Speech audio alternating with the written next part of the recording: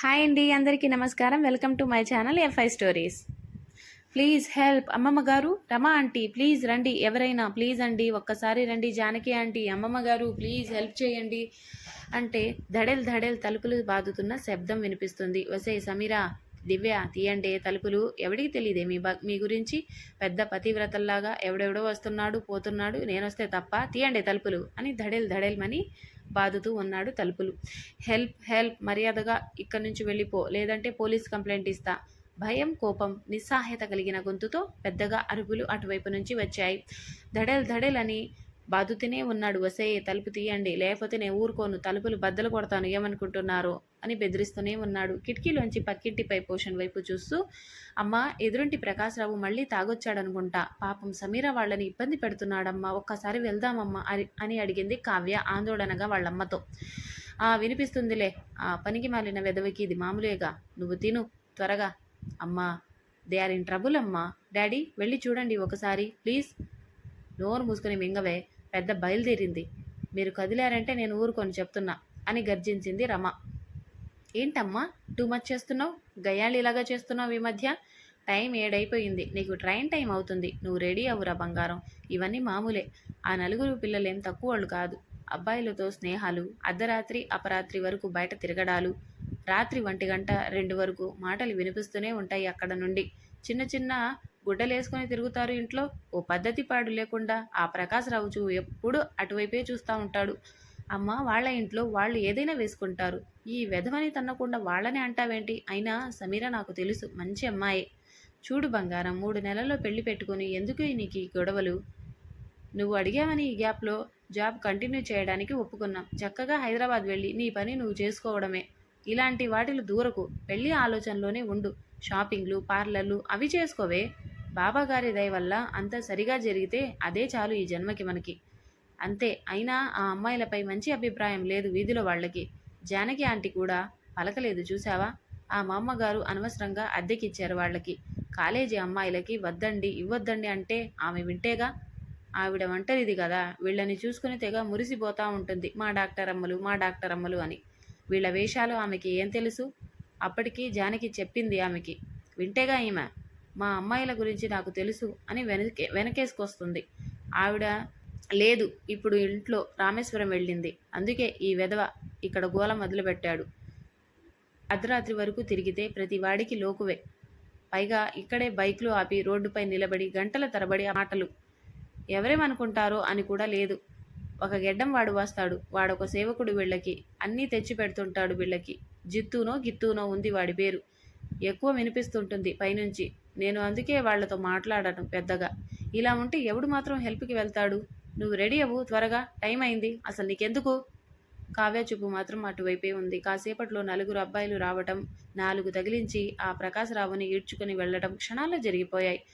అమ్మయ్య, ఫోన్లే. అయినా ఇంత గొడవ జరుగుతుంటే వీధిలో వాళ్ళు ఎవరికీ చీమ కుట్టినట్టు లేదేంటి అమ్మ? అమ్మ కూడా ఏంటో ఇలా. అమ్మ చెప్పి ఆ గెడ్డం వాడు కూడా ఉన్నట్టున్నాడు ఆ నలుగురిలో. సర్లే, ఇక నేను ప్రశాంతంగా వెళ్ళొచ్చు అనుకుని లేచింది కావ్య. జానకి మా ఆయన ఆఫీసు పని మీద ఒరిస్సా వెళ్తున్నారు. ఏదో మారుమూల ప్రాంతం.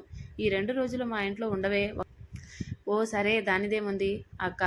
చక్కగా రాత్రి టీవీలో బిగ్ బాస్ చూసుకుంటూ బోల్డ్ కబుర్లు చెప్పుకుందాం అన్నట్టు.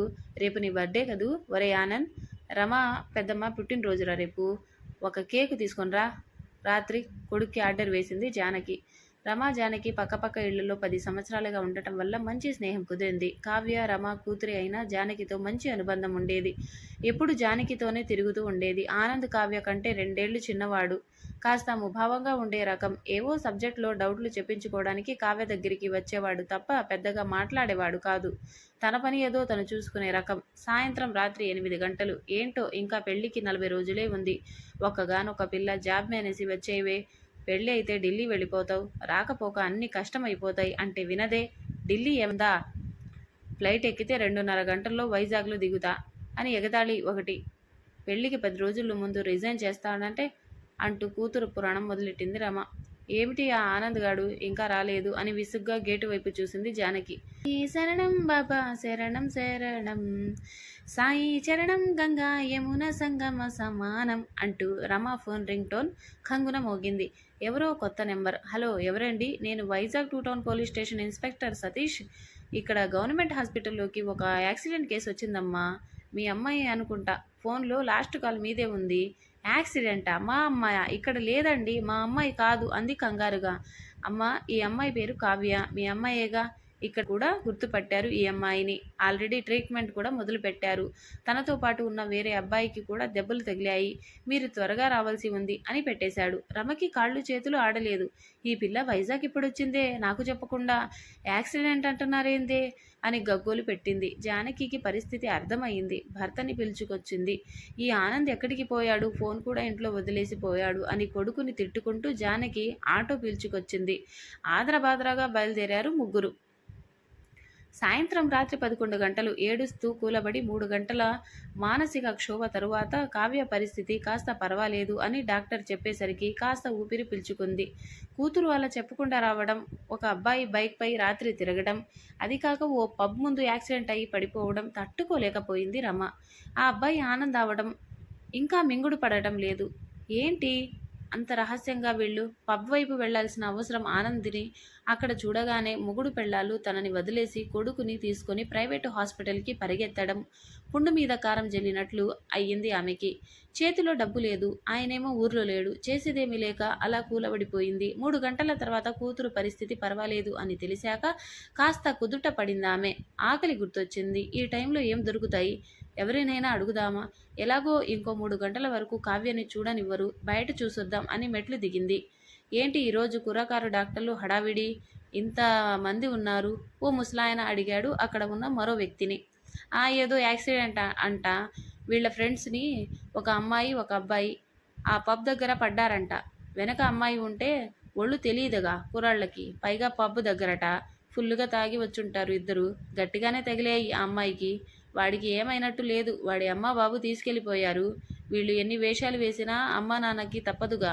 ఆ యాక్సిడెంట్ వీడియో కూడా వచ్చేసింది యూట్యూబ్లో. చూస్తావా? వైజాగ్ పబ్ లవర్స్ యాక్సిడెంట్ అని కొట్టు అని ఆ దారిన పోయే వాళ్ళ మాటలకి గుండెలో కత్తులు దింపుతున్నట్లు అనిపించింది రమకి.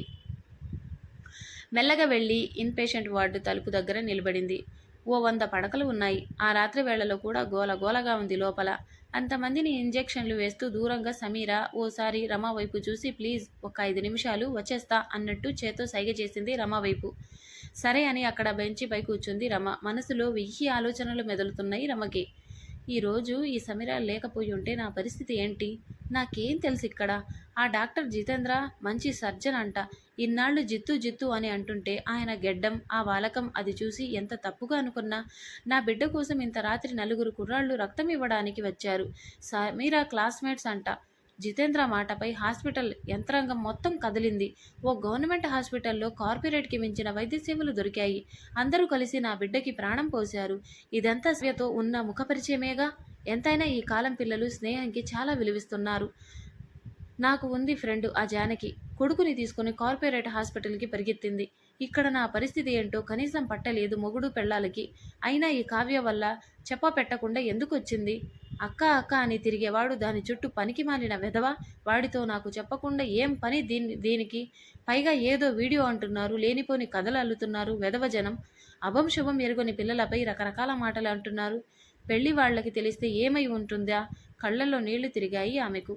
అలా సమీరా వైపు చూసింది. పెద్ద కళ్ళ జోడు, పెద్ద జడ, చూడముచ్చటగా ఉంది. పైగా ఇంత అలసటతో కూడా ఆమె ముఖంపై చెరగని చిరునవ్వు రమను కట్టిపడేశాయి. చిన్నపిల్లలను లాలిస్తూ మాట్లాడిస్తూ ఇంజెక్షన్ చేస్తున్న సమీరను తన బాధ, ఆకలి అన్నీ మర్చిపోయి అలా చూస్తూ ఉండిపోయింది రమ. ఎంత ఓపికగా ఈ పిల్లకి! లక్షణంగా ఉంది కూడాను.